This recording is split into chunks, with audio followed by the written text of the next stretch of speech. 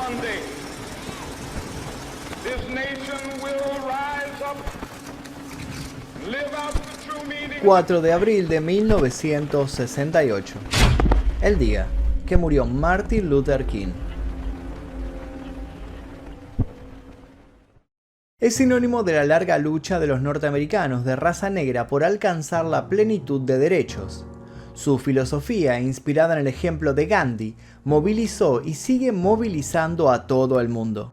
Sus discursos conmovieron a millones de personas que de pronto volvieron a soñar con un mundo diferente, un mundo más justo. Se volvió emblema de una búsqueda y un ideal. Sus acciones no solo trascendieron, sino que fueron trascendentes. La igualdad civil no sería lo que es sin muchas de las ofensivas que supo articular contra la segregación racial. A su vez fue perseguido, recibió atentados en su contra y el FBI lo tuvo en la mira. Terminó siendo asesinado en un episodio que sigue siendo materia de controversia. Bienvenidos a la violenta vida que envolvió a un hombre que supo ser Premio Nobel de la Paz. Pero antes de comenzar les quiero hacer una pregunta. ¿Usan ustedes Surfshark? ¿Saben lo que es? Bueno, les voy a contar. Surfshark es un VPN que les va a permitir hacer muchas cosas que con su navegador habitual actualmente no pueden hacer. Y antes de contarles qué cosas se pueden hacer con Surfshark, les aviso que hay un link aquí debajo en la descripción para que se descarguen Surfshark con un 83% de descuento. Sí, 83% de descuento y 4 meses gratis en un plan de 24 meses. Así que está prácticamente regalado. El link está aquí debajo en la descripción. Usando Surfshark van a poder desbloquear, por ejemplo, las 15 bibliotecas mundiales de contenido de Netflix y no tener que usar solamente la de su país. Van a poder acceder a sus sitios y servicios favoritos, incluso en países que los prohíban. Van a poder acceder a BBC iPlayer, Hulu y otros servicios de streaming limitado en países en los que no estén disponibles. Además, van a poder proteger sus datos usando cifrado impenetrable y los protocolos más seguros. Van a poder superar la discriminación de precios basada en la ubicación en pasajes de avión y alquileres de vehículos conectándose a servidores VPN en diferentes países. Y así como estos pocos que les nombré, tienen muchísimos beneficios más si se descargan Surfshark usando el link que tienen aquí debajo. Les recuerdo 83% de descuento y 4 meses gratis en un plan de 24 meses. Háganme caso, se lo descargan y después me cuentan qué les pareció. Ahora sí, continuemos. Luego del disparo, todo sucedió demasiado rápido. Ralph se encontró con su gran amigo, socio y colaborador en brazos y toda una vida juntos se proyectó en su mente. Ese hombre al que ahora levantaba, había levantado a todo un pueblo y todo lo había conseguido con el poder de la palabra. En ese momento, mientras sus ojos se llenaban de lágrimas, no pudo evitar pensar en cómo había empezado todo. Como la mayoría de las ciudades del sur a principios de la década de 1950, Montgomery había estado llena de conflictos raciales. Sin ir más lejos, los afroamericanos no podían votar. Al vaso le había llegado la gota que lo rebalsaría cuando Rosa Parks, una mujer de color, se había negado a sentarse en la parte trasera de un autobús público segregado. En ese momento, él y Martin no habían dudado en liderar a los afroamericanos en sus marchas contra aquella injusticia. Habían establecido juntos la Asociación de Mejoras de Montgomery, que coordinaría un boicot al sistema de autobuses de la ciudad. Un boicot de más de un año que terminaría con la anulación de la segregación en los transportes públicos. De eso, habían pasado casi 20 años. Y nunca habían dejado de luchar juntos, codo a codo, consiguiendo lo que parecía imposible. Cuando Martin había pronunciado su último discurso, hacía tan solo 24 horas, había dicho: Ralph David Abernathy es el mejor amigo que tengo en el mundo. Ralph se lamentó mientras la sangre de Martin lo manchaba, de no haberle dicho que para él también había sido un honor tenerlo en su vida. Ahora, ya no había chances. A las 18:10, mientras esperaba en el balcón del motel Lorraine antes de salir a cenar, una bala había alcanzado a Martin en la mandíbula. Todo se ha acabado, llegó a decir en los brazos de Ralph. Ralph supo en ese momento dos cosas. Uno, acababa de perder a un hombre al que nunca olvidaría. Y dos, la situación iba a ponerse fea. Muy, muy fea. Michael King Jr. nació en Atlanta, Georgia, el 15 de enero de 1929. Era hijo de un pastor bautista y de la organista de una iglesia. Ya de muy pequeño, más precisamente a los 6 años, tomó conciencia de la situación de segregación social y racial en la que vivían los negros de su país. Sus vecinitos blancos le dijeron sin vueltas que su papá no los dejaba jugar con él por su color de piel. También percibió rápidamente que había entre los suyos un aura de enojo con el que no lograba empatizar. Entendía de injusticias, pero no veía en el rencor y el odio una válvula de escape que lo representara. Rebautizado por su padre como Martin Luther King en 1934, en honor al reformador protestante Martín Lutero, estudió teología siendo adolescente y a los 25 años, luego de haber demostrado un carisma inigualable y una firme decisión por luchar en defensa de los derechos civiles, se hizo cargo de una iglesia en Alabama. Inspirándose en la teoría de la desobediencia civil de Henry David Thoreau, la misma fuente que por aquellos años era piedra angular en la lucha de Nelson Mandela contra el apartheid en Sudáfrica, no tardó en sobresalir por la claridad de sus pensamientos y el vigor de sus ideas. El incidente de Rosa Parks en el autobús no tardó en llegar, con él el boicot, el trabajo en alianza con Ralph y una victoria que marcaría un antes y un después. King, entusiasmado, habiendo comprobado con tenacidad que todo lo profesado daba resultados en la vida diaria, decidió que aquello, al menos para él, recién empezaba. Luego de aquellos episodios, la fama de Martin Luther King se extendió por todo el país y enseguida asumió la dirección del movimiento pacifista estadounidense, a la vez que como miembro de la Asociación para el Progreso de la Gente de Color, abrió otro frente para lograr mejoras en sus condiciones de vida. En 1960 aprovechó una sentada espontánea de estudiantes negros en Birmingham para iniciar una campaña de alcance nacional. En esa ocasión fue encarcelado y posteriormente liberado por la intercesión de John Fitzgerald Kennedy, entonces candidato a la presidencia. Logró en aquella ocasión igualdad de acceso a las bibliotecas, los comedores y los estacionamientos. Los logros no pararían de reproducirse, lo mismo que sus estancias en la prisión. De a poco King se convertía en un faro para algunos y en alguien muy incómodo para otros. En el verano de 1963, su lucha alcanzó uno de los momentos culminantes gracias a lo que se conoció como la Marcha sobre Washington. Martin Luther King era dirigente de una de las 6 grandes organizaciones que armaron la lucha sobre Washington. El objetivo inicial de la marcha era el de mostrar la situación desesperada de los afroamericanos de los estados del sur y denunciar el fracaso del gobierno federal en asegurar sus derechos. Sin embargo, bajo la presión e influencia presidencial, se decidió presentar un mensaje menos radical. Algunos activistas de los derechos civiles pensaron entonces que la marcha presentaba así una visión edulcorada de la situación. Sin ir más lejos, Malcolm X la llamó la farsa sobre Washington.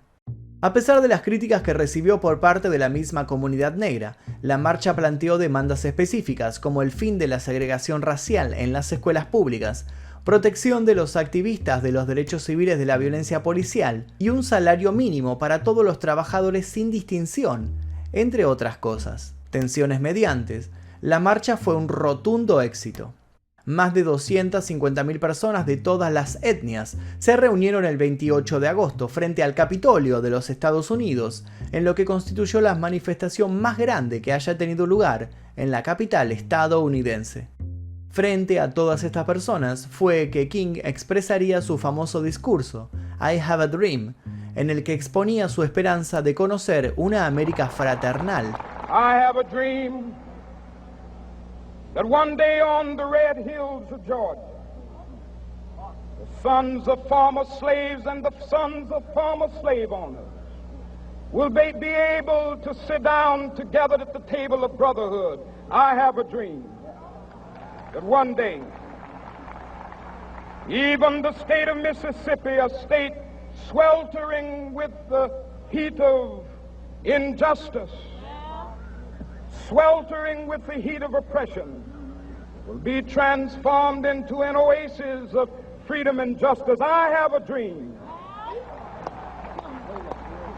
that my 4 little children will one day live in a nation where they will not be judged by the color of their skin, but by the content of their character. I have a dream today. Cuando acabó, todos lo aplaudían y lloraban emocionados. I Have a Dream terminaría convirtiéndose en una obra maestra de la oratoria. No obstante, ni las buenas intenciones del presidente, ni la fuerza ética del mensaje de King fueron suficientes para contener el avance de los grupos nacionalistas de color favorables a la violencia, como Poder Negro y las Panteras Negras, que tildaban a King de ser funcional a los intereses de turno y no representar realmente a los más oprimidos. Por esos años, el presidente Lyndon Johnson, sucesor de Kennedy tras el magnicidio, promulgó la ley que consagraba la igualdad de todos los ciudadanos. King, por su lado, exclamó que los negros tenían que abandonar su abstracta neutralidad política para empezar a votar a los candidatos más allegados a su lucha. De esta manera, la gente accedía por primera vez al sistema electoral. En diciembre de 1964, King y otros movimientos unieron sus fuerzas otra vez en Selma, un lugar importante para la defensa del derecho al voto de los afroamericanos.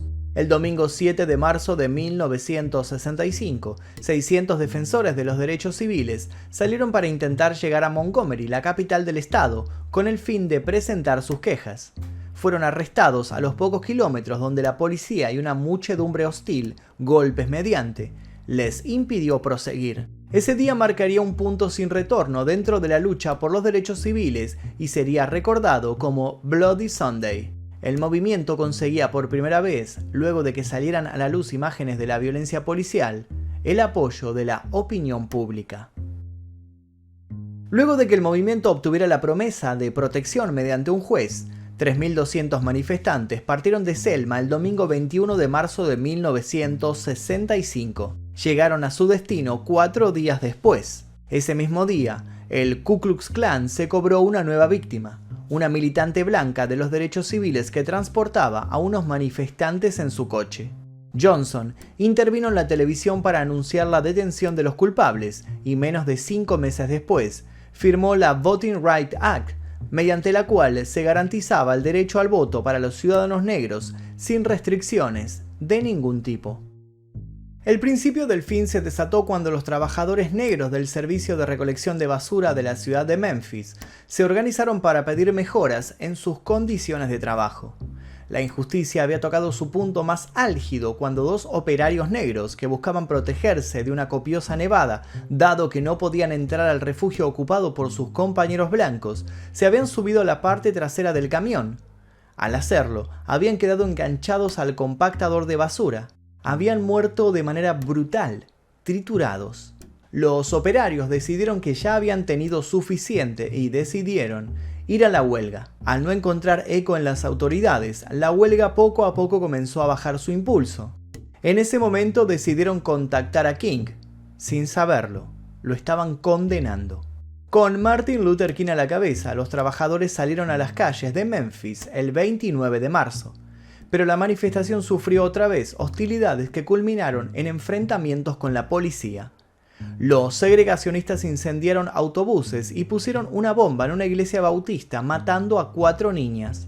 Ante la gravedad de los hechos, el gobernador de Tennessee declaró el estado de emergencia. King quedó decepcionado por el desarrollo de los acontecimientos y prometió volver. Prometió que la huelga tendría una segunda chance.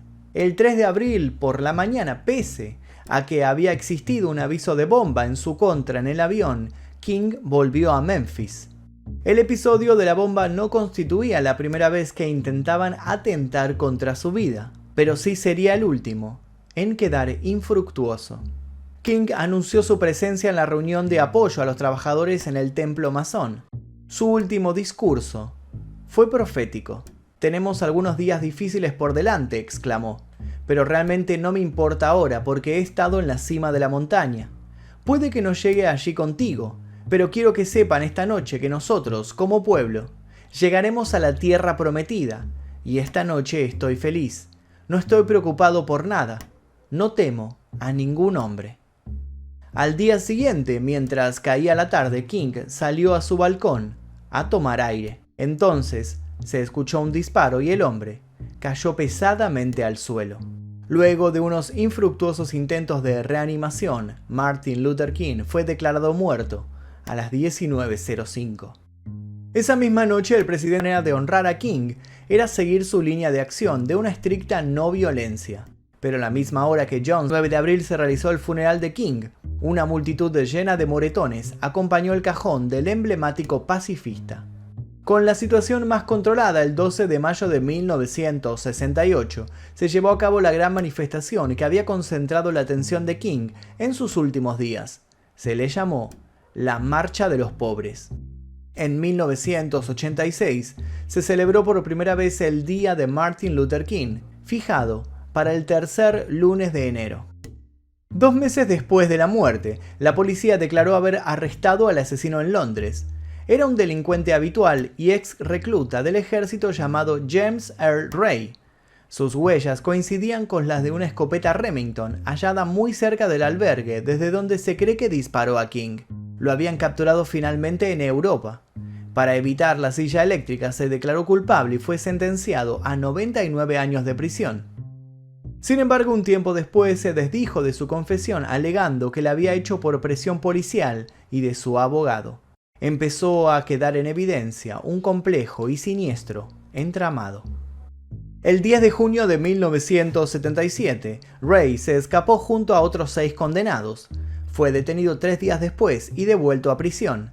En diciembre de 1993, Lloyd George, propietario de un restaurante cercano a donde fue asesinado King, apareció en ABC News y reveló detalles de una conspiración que implicaba a la mafia y al gobierno para asesinar al hombre. En 1997, el hijo de Martin Luther King se entrevistó con Ray y apoyó sus refuerzos para conseguir un nuevo juicio. Sin embargo, Ray moriría ese mismo año. En 1998, la familia King presentó una demanda por homicidio culposo contra Jowers y otros co-conspiradores desconocidos. Después de 4 semanas de testimonios que involucraron a más de 70 testigos y miles de páginas de nuevas pruebas, un jurado de Memphis determinó por unanimidad el 8 de diciembre de 1999 que Jowers era parte de una conspiración para matar a King y que el plan de asesinato también involucró a otras familias, incluidas las agencias gubernamentales.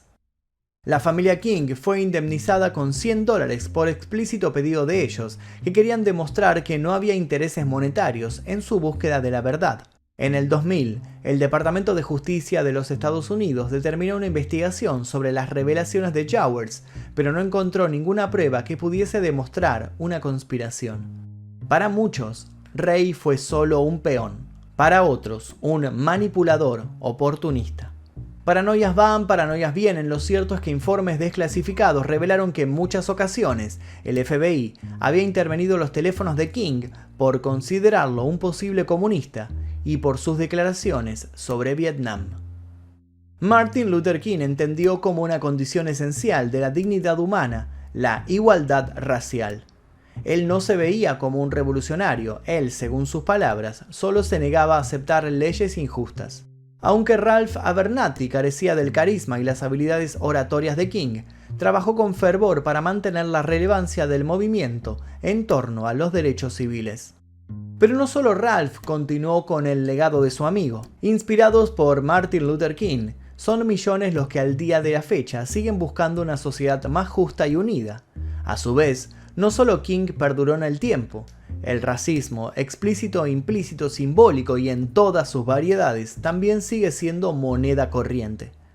Mucho se logró, pero también es mucho lo que falta. La lucha es todos los días. Martin Luther King nos enseñó cómo llevar a cabo esa lucha, pero para poder seguir soñando, tenemos que estar bien despiertos. Y hasta aquí el video del día de hoy, espero que les haya interesado el día que murió Martin Luther King. Si les interesó, les pido por favor que dejen su like aquí debajo, se suscriban si todavía no lo hicieron y activen notificaciones. Les dejo un par de recomendaciones para que sigan haciendo maratón en este canal. Sin nada más que decir, me despido. Mi nombre es Magnum Mephisto y esto fue El Día Que.